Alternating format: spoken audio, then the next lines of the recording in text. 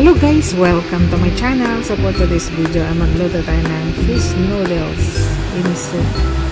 So meron tayong vegetables at syempre naglagay din tayo ng fish balls. So ayan, pakuluan lang natin saglit.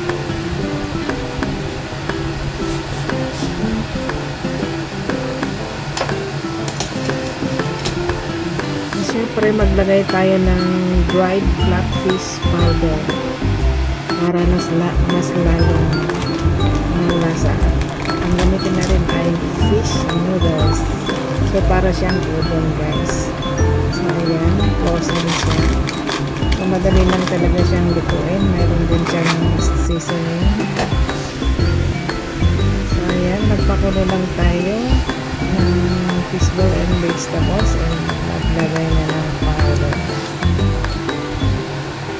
So very easy to cook guys. Ayan, nabilisan lang siya. So parang udon lang.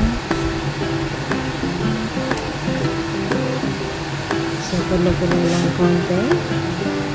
Tapos tikman mo ilagay yung seasonings. Tapos ayun, ganyan naman guys. Napakasimple.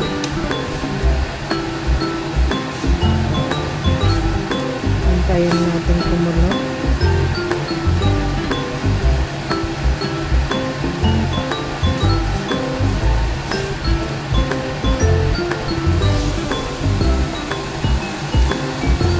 Ilagay na natin yung seasonings, fish flavor. Napakabango.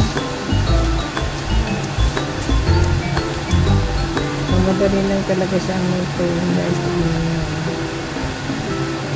Tumaba na yung noodles, fish noodles. So ayan, nakakaya na siya. So ilipat na natin sa ating plate. Mas masarap pag hindi siya overcooked.